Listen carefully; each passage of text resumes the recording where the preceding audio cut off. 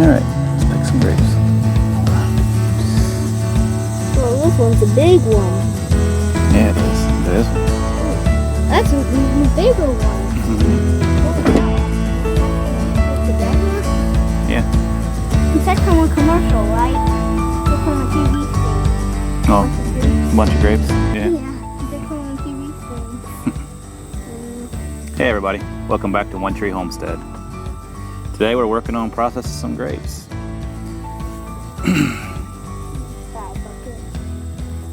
It's not ready yet. Okay.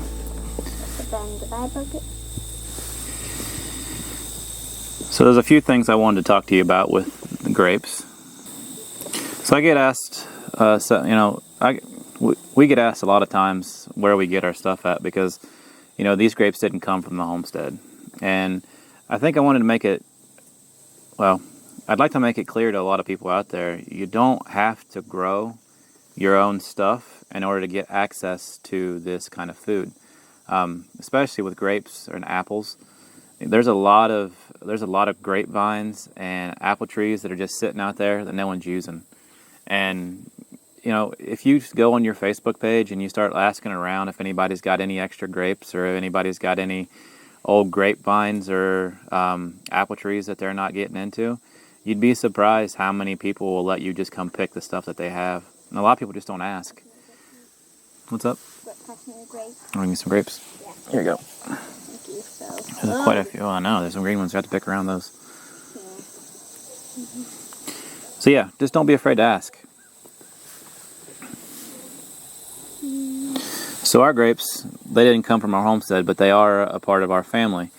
I think this grapevine was planted somewhere around 35 years ago by my great uncle. And, it's probably produced millions of calories worth of food over the years.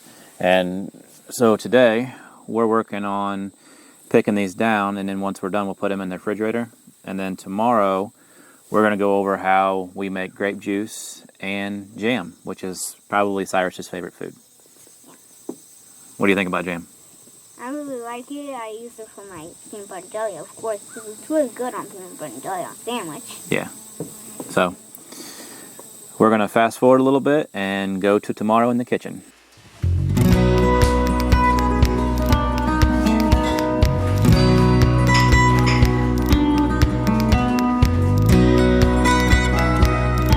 Even though the boys did a lot of the hard work in getting all of the grapes picked and kind of cleaning them as they go, we still need to make sure that we wash these grapes because you don't know what kind of dried leaves, bugs, dirt might still be stuck in here.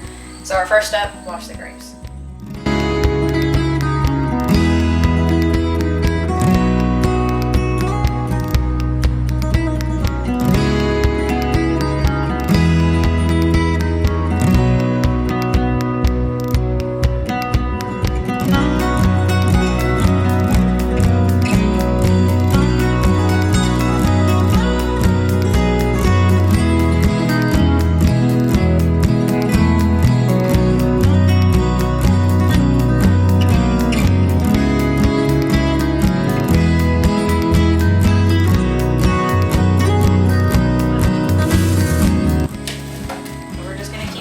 Setting.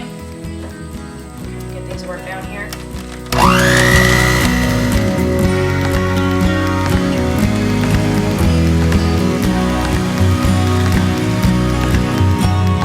So we're pretty good here. I think we've got those mashed up to a pretty decent consistency.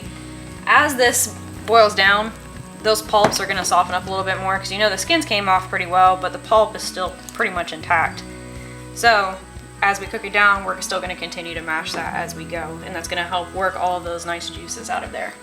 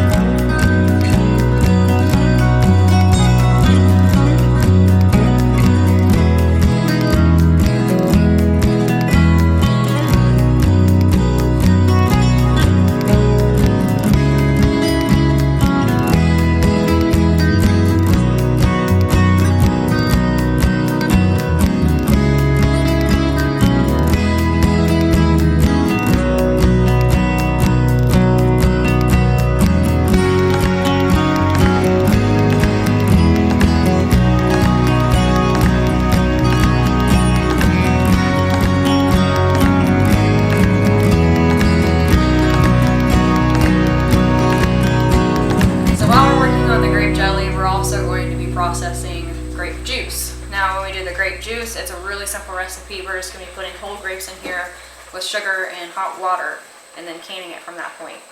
So before we get started on here again, we're going to have to come back over, wash our grapes off, make sure everything's nice and clean before we start packing our jars.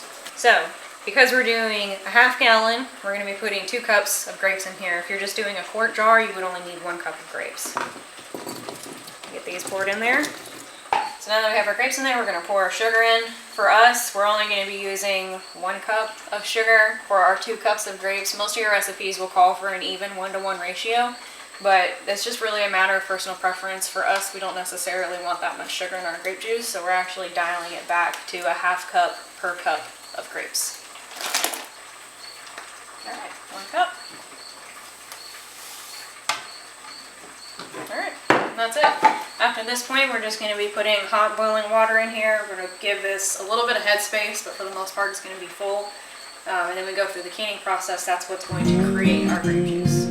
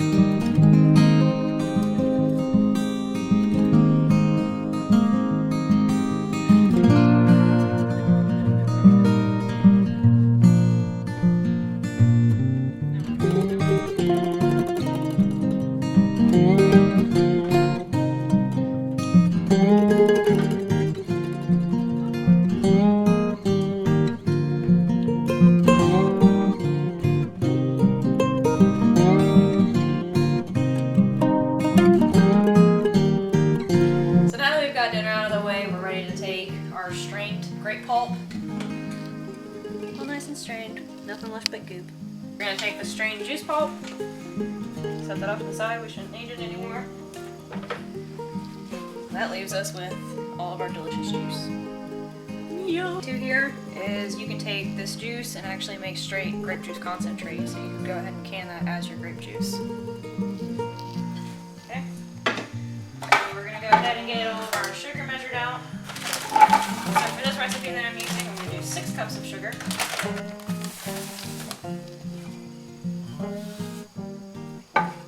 Now we're going to bring it up to a boil, which is going to dissolve the sugar into the grape juice and also get that juice to the gelling point.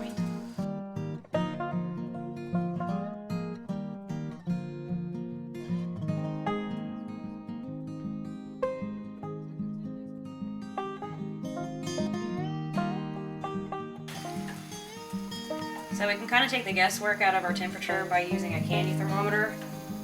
Our gelling point for grape jelly is 220 degrees. Alternatively, if you don't have a candy thermometer that you can use for this, we can do a spoon test.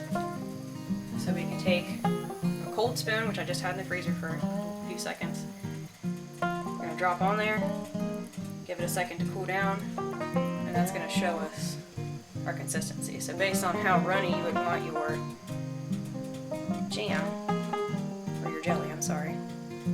So it looks like we're good. I think it's sticky enough. Not really going anywhere.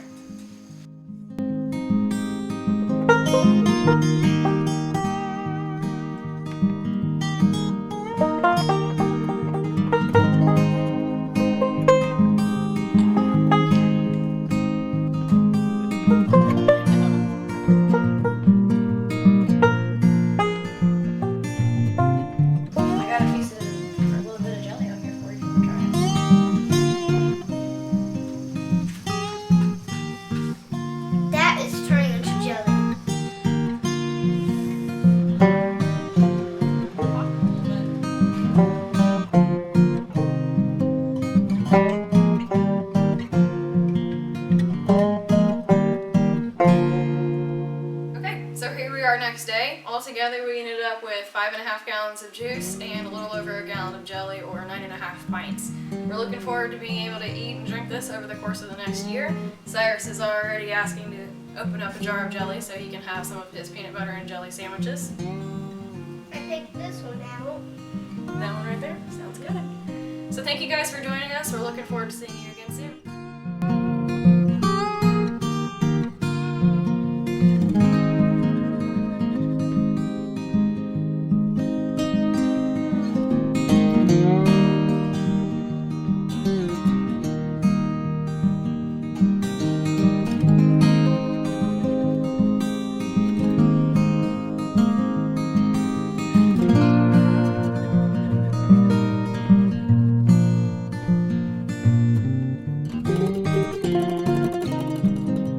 Thank you.